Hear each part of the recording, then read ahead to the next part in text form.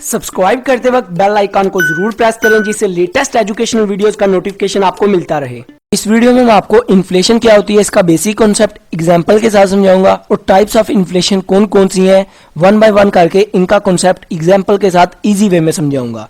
तो वीडियो को कंप्लीट देखिएगा। आई होप आपको काफी बेनिफिट होगा और ये कॉन्सेप्ट बहुत ईजी है, आपको समझ आ जाएंगे। बस मेरी बातों को गौर से सुनिएगा। तो सबसे पहले हम समझते हैं कि इन्फ्लेशन क्या होती है। जब प्रोडक्ट की प्राइस बढ़ जाती है और वैल्यू ऑफ मनी डिक्रीज हो जाती है, किसी गुड्स की किसी सर्विसेज की प्राइस बढ़ जाती है और उसके मुकाबले में value of money power of money decrease हो जाती है, तो उस वक्त उसको हम इन्फ्लेशन बोलते हैं। इन्फ्लेशन का मतलब होता है महंगाई। फॉर एग्जाम्पल अभी 2018 में आपने एक पेंसिल खरीदी, वो 5 रुपए की आई और वही पेंसिल आप दोबारा मार्केट में खरीदने गए 2019 में, 1 साल बाद, तो वो पेंसिल 10 रुपए की हो चुकी थी।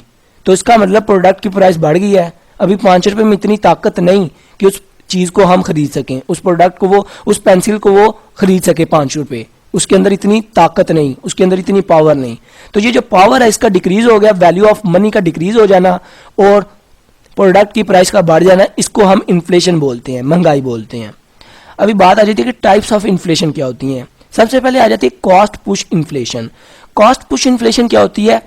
प्रोडक्शन कॉस्ट के बढ़ने की वजह से जो इन्फ्लेशन आती है उसको हम कॉस्ट पुश इन्फ्लेशन बोलते हैं। अभी प्रोडक्शन कॉस्ट क्या होती है? लाइक प्रोडक्शन, एक आपने रॉ मटेरियल लिया और उसको फिनिश गुड में कन्वर्ट किया। फॉर एग्जांपल आपने कैलकुलेटर बनाना है, आपकी कैलकुलेटर बनाने की कंपनी है, तो आपने कैलकुलेटर बनाना है, उसके लिए आपको रॉ मटेरियल चाहिए, प्लास्टिक के लिए, प्लास्टिक को मॉडिफाई करने के लिए उसके ऊपर लेबर चाहिए, मशीनरी चाहिए, बिजली चाहिए। तो जब लेबर कहती है मेरी सैलरी बढ़ाओ और रॉ मटेरियल पीछे से महंगा आता है, सप्लायर आपको महंगा देता है, या बिजली महंगी हो जाती है या फ्यूल महंगा हो जाता है, तो उस वक्त प्रोडक्शन कॉस्ट जो है वो आपकी बढ़ जाती है। पहले आपको कैलकुलेटर जो था पर यूनिट 100 रुपए की पड़ी थी, पर अभी जब सैलरी बढ़ाई उसके बाद रेंट आपने ज्यादा दे रहे हैं, रेंट भी बढ़ गया, सप्लायर को पैसे ज्यादा दे रहे हैं, मेजोरिटी ऑफ जो प्रोडक्ट की कमोडिटी की जो प्राइस है वो बढ़ गई है, जिसकी वजह से आपकी पर यूनिट कॉस्ट बढ़ जाती है।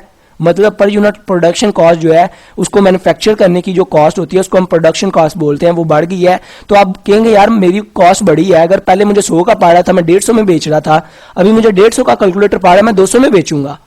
तो आपकी प्रोडक्शन कॉस्ट के बढ़ने की वजह से आप प्रोडक्ट की प्राइस बढ़ा देते हैं, जिसको हम बोलते हैं कॉस्ट पुश इन्फ्लेशन। सेकंड पे आ जाता है demand pull inflation.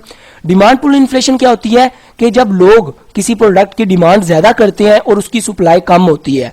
For example आपके पास 10 लैपटॉप हैं, आपकी दुकान में 10 लैपटॉप पड़े हैं, आप 10 लैपटॉप बेच रहे हैं, पर खरीदने वाले 1000 लोग हैं।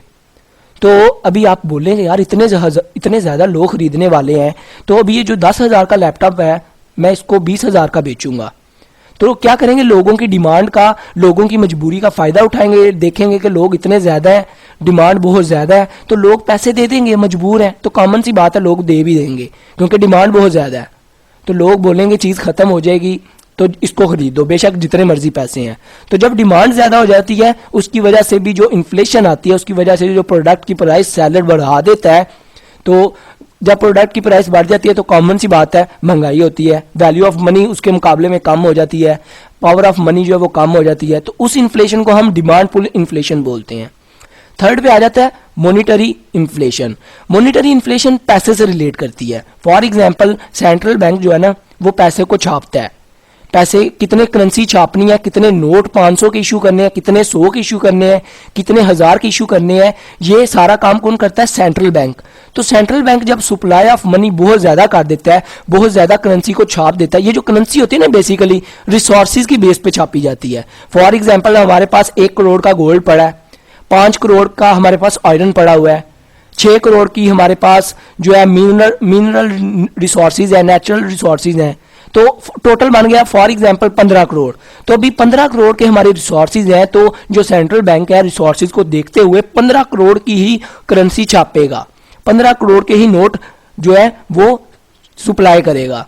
अगर इससे ज्यादा कर देगा तो क्या होगी? इन्फ्लेशन आ जाएगी। रिसोर्सेज से ज्यादा कभी भी जो सप्लाई ऑफ मनी है वो नहीं करनी चाहिए। अभी काफी कंट्री जो है अमेरिका के खिलाफ हुए हैं क्योंकि अमेरिका ने ना डॉलर बहुत ज्यादा जो है उसकी सप्लाई कर दी है, बहुत ज्यादा छाप दिए हुए हैं। तो अभी काफी कंट्री कहते हैं कि अभी हमें इसके पीछे जो रिजर्व है वो दिखाओ, किधर है रिसोर्सेज, तो वो भी परेशान हुआ है। तो जो आपने करनी है ना सप्लाई, वो रिसोर्सेज की बेस पे करनी है। तो जब सेंट्रल बैंक बहुत ज्यादा सप्लाई मनी की कर देता है, लोगों के पास बहुत ज्यादा पैसा आ जाता है, तो जब पैसा आ जाएगा लोग क्या करेंगे, प्रोडक्ट ज्यादा खरीदेंगे। लिमिटेड रिसोर्सेज पर लोगों के पास बहुत ज्यादा पैसा है, लोग प्रोडक्ट की डिमांड ज्यादा करेंगे, और जो सेलर है वो भी देखेंगे यार इनके पास, लोगों के पास इतना पैसा है, प्रोडक्ट की प्राइस बढ़ा दो। लोग जो है चीजों को ज्यादा कंज्यूम करने लग पड़ेंगे, क्योंकि उनके पास पैसा ज्यादा आ जाएगा, डिमांड ज्यादा हो जाएगी, और फिर कॉमन सी बात है इन्फ्लेशन होगी, जो प्रोडक्ट की प्राइस है वो बढ़ेगी, डिमांड ज्यादा है, लोगों के पास पैसा ज्यादा है, तो इन्फ्लेशन आएगी। तो जो सप्लाई ऑफ मनी की वजह से इन्फ्लेशन आती है उसको हम बोलते हैं monetary inflation.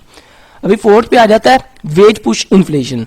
Wage push inflation जो होता है ना, कॉम्बिनेशन होता है कॉस्ट पुश इन्फ्लेशन और डिमांड पुल इन्फ्लेशन का। फॉर एग्जांपल एक जो लेबर है वो कहता है यार मेरी सैलरी बढ़ाओ, तो जब वो कहेगा सैलरी बढ़ाओ, तो कॉमन सी बात है, जब अगर आप 10,000 रुपया आप एक लैपटॉप बना रहे हैं, तो उस लैपटॉप बनाने के ऊपर आपको 5,000 रुपया जो लेबर की कॉस्ट पड़ रही है, वेजेस जो है लेबर के पड़ रहे हैं, मतलब विंडो करवाने के, उसकी प्लास्टिक की जो बॉडी बनानी है उसको मैन्युफैक्चर करने के, सारी जो लेबर कॉस्ट है ना वो आपको पड़ रही है 5,000 रुपया। तो जब लेबर कहेगा यार मुझे मेरी कॉस्ट बढ़ाओ, मुझे सैलरी ज्यादा दो, मेरी वेजेस ज्यादा करो, वेज का मतलब होता है मजदूरी, जो उसको हम उसका रिटर्न देते हैं, काम करने का दिहाड़ी देते हैं, जो उसको हम बोलते हैं वेजेस। तो वो कहेगा मेरी वेजेस बढ़ाओ। तो जब आप वेजेस उसकी बढ़ाओगे तो कॉमन सी बात है, पहले लैपटॉप के ऊपर 5,000 रुपये आपको कॉस्ट पड़ी थी, लेबर कॉस्ट और वेजेस कॉस्ट एक ही होती है, तो अभी आप उसकी बढ़ाने की वजह से आपको 8,000 पड़ी है। तो जब 8,000 आपने की है तो कॉमन सी बात है आप लैपटॉप जो है वो भी महंगा बेचोगे, क्योंकि आपकी जो कॉस्ट है, प्रोडक्शन कॉस्ट है वो बड़ी है, आपने सैलरी जो है वो ज्यादा दी है, वेजेस ज्यादा पे किए हैं, तो जिसकी वजह से इन्फ्लेशन आएगी, आप अपनी कॉस्ट, अपनी प्रोडक्ट की कॉस्ट भी बढ़ा दोगे। और इसका दूसरी तरफ क्या इंपैक्ट आता है कि जब आप लेबर को ज्यादा सैलरी दे रहे हैं, उसके पास पैसे ज्यादा आ जाएंगे, तो वो क्या करेगा, चीजों की डिमांड ज्यादा करेगा, चीजों को ज्यादा कंजम्पशन करेगा, इनको ज्यादा इस्तेमाल करेगा। वो कहेगा मुझे 2 लैपटॉप चाहिए, मैंने 3 रोटियां खानी है, चीजों की डिमांड ज्यादा करने लग पड़ेगा, और डिमांड ज्यादा करने से आपको मैंने पहले बताया इन्फ्लेशन आती है। तो इसलिए ये कॉस्ट पुश इन्फ्लेशन, और मतलब प्रोडक्शन कॉस्ट भी बढ़ती है इसके अंदर, और जो डिमांड है वो भी बढ़ती है, दोनों का कॉम्बिनेशन होता है, इसको हम बोलते हैं वेज पुश इन्फ्लेशन। 5 पे आ जाता है इंपोर्टेड इन्फ्लेशन। इंपोर्ट का मतलब होता है बाहर के मुल्क से कोई चीजें मंगवाना, एक्सपोर्ट का मतलब होता है आप अपनी चीजें जो है, अपने मुल्क की चीजें बाहर के मुल्क, दूसरे मुल्क में, अदर कंट्री में बेचने हैं। फॉर एग्जांपल आपने इंडिया में आप एग्रीकल्चर का काम करते हैं, चावल जो है वो बाहर के मुल्क में जाकर आप इंडिया के, मतलब आप किसान हैं, तो बाहर के मुल्क आप चावल को बेचते हैं, एक्सपोर्ट करते हैं, तो इसको हम एक्सपोर्ट बोलते हैं। जो बाहर के मुल्क अपनी कंट्री का सामान बेचते हैं, और बाहर के मुल्क से, अदर कंट्री से, हम पाकिस्तान से इंडिया के अंदर कोई चीजें मंगवाते हैं, तो इसको हम इंपोर्ट बोलेंगे। अभी ये देखें इंपोर्ट इन्फ्लेशन कैसी होती है, इसका क्या लॉजिक है। फॉर एग्जाम्पल आप जब किसी दूसरे मुल्क से कोई प्रोडक्ट मंगवाएंगे तो आपको अपनी करेंसी में एक्सचेंज तो नहीं करना। फॉर एग्जाम्पल कनाडा से कुछ चीजें मंगवा रहे हैं तो आपको कनाडा का डॉलर देना पड़ेगा। तो जब कनाडा का डॉलर देंगे, कनाडा का डॉलर बहुत महंगा है, मतलब इंडिया के रुपीस के मुकाबले में कनाडा का डॉलर महंगा है, तो मतलब आपको 50 रुपए देने पड़ेंगे, फिर आपका जो 50 रुपए और उनका $1 आपका इक्वल होगा, मतलब आपको 50 रुपए देने पड़ेंगे अगर उधर से कोई $1 की चीज खरीदनी है, तो आपको चीज जो है वो महंगी मिलेगी। और कॉमन सी बात है, अगर आप किसी दूसरे मुल्क से कोई चीज लेते हैं तो वो अपनी मर्जी का रेट लगाएंगे, उन्हें पता है ये मजबूर है, इसने खरीदनी है, इसको जरूरत है, इसकी कंट्री में डिमांड है, तो वो अपना रेट लगाएंगे, जिसकी वजह से प्रोडक्ट जो है महंगी मिलेगी। और इंपोर्ट करवाने से प्रोडक्ट महंगी मिलेगी तो कॉमन सी बात है आप महंगी बेचेंगे, जिसकी वजह से इन्फ्लेशन आएगी। तो इंपोर्ट का एक ये भी इंपैक्ट होता है। अगर आपकी करेंसी स्ट्रांग नहीं है दूसरी करेंसियों के मुकाबले में, तो आपको ज्यादा पैसे पे करने पड़ेंगे, प्रोडक्ट की प्राइस भी ज्यादा रखनी पड़ेगी, जिसकी वजह से इन्फ्लेशन आएगी। और अगर आप ज्यादा चीजें अपने मुल्क से एक्सपोर्ट भी कर देते हैं तो उसकी वजह से भी इन्फ्लेशन आ जाती है। फॉर एग्जाम्पल आपके मुल्क में चावल की जो डिमांड है, वो मतलब लोग चावल खाते हैं, तो आपने जो सारे मुल्क के चावल हैं जितने भी किसानों ने बनाए वो उनसे लिए हैं, खरीदे हैं और दूसरे मुल्क में बेच दिए हैं, तो इसका मतलब आपके मुल्क से चावल बिल्कुल ही खत्म हो गए या बहुत थोड़े से रह गए हैं। तो वो जो थोड़े से चावल हैं लोग ज्यादा डिमांड करेंगे, तो जब डिमांड ज्यादा करेंगे तो फिर उसकी जो सैलरी है, प्राइस जो है बढ़ा देंगे, कहेंगे यार इतने ज्यादा लोग जो है चावल मांग रहे हैं, चावल बहुत थोड़े से हैं, लिमिटेड है, तो वो उसकी प्राइस बढ़ा देंगे, डिमांड बढ़ जाएगी। तो ज्यादा एक्सपोर्ट करने से भी जो है इन्फ्लेशन आ जाती है। तो लास्ट पे एक है हाइपर इन्फ्लेशन। हाइपर इन्फ्लेशन क्या होता है कि अगर एक कंट्री का एक माह के अंदर 50% से ज्यादा इन्फ्लेशन हो जाए, रेट उसका 50% से ज्यादा चला जाए। फॉर एग्जाम्पल 100 रुपए वाली चीज एक माह के अंदर 150 की हो गई है, 160 की हो गई है, तो इस इन्फ्लेशन को हम हाइपर इन्फ्लेशन बोलते हैं। मतलब एक माह में ही 50% इन्फ्लेशन हो जाना या ज्यादा इससे। अगर 2 से 3% इन्फ्लेशन हो रही है ईयरली किसी कंट्री में, मतलब 100 रुपए की चीज एक साल बाद 102 रुपए की या 103 रुपए की मिल रही है, तो ये इन्फ्लेशन गुड है, ये नुकसानदेह नहीं है किसी कंट्री के लिए। क्योंकि कॉमन सी बात है, पॉपुलेशन भी तो इंक्रीज हो रही है और रिसोर्सेज हमारे पास लिमिटेड है, तो इतनी इन्फ्लेशन जो है वो होनी है।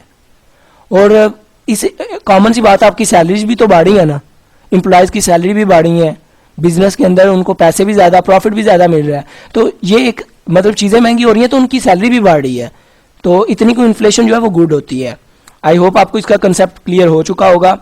और करेंसी के ऊपर मैं वीडियो बनाऊंगा कि हमारी जो करेंसी है मुल्क की दूसरी करेंसी के मुकाबले में, डॉलर के मुकाबले में क्यों वीक है, इसके पीछे क्या रीजन है, क्यों हमारी करेंसी वीक है, और पूरी दुनिया में डॉलर में ही क्यों ट्रेड होती है, इसके पीछे सारी इसका डिटेल में आपको कंसेप्ट समझाऊंगा। ये वीडियो बहुत लंबी हो जाएगी, वरना इस वीडियो में मैं आपको कंसेप्ट बता देता।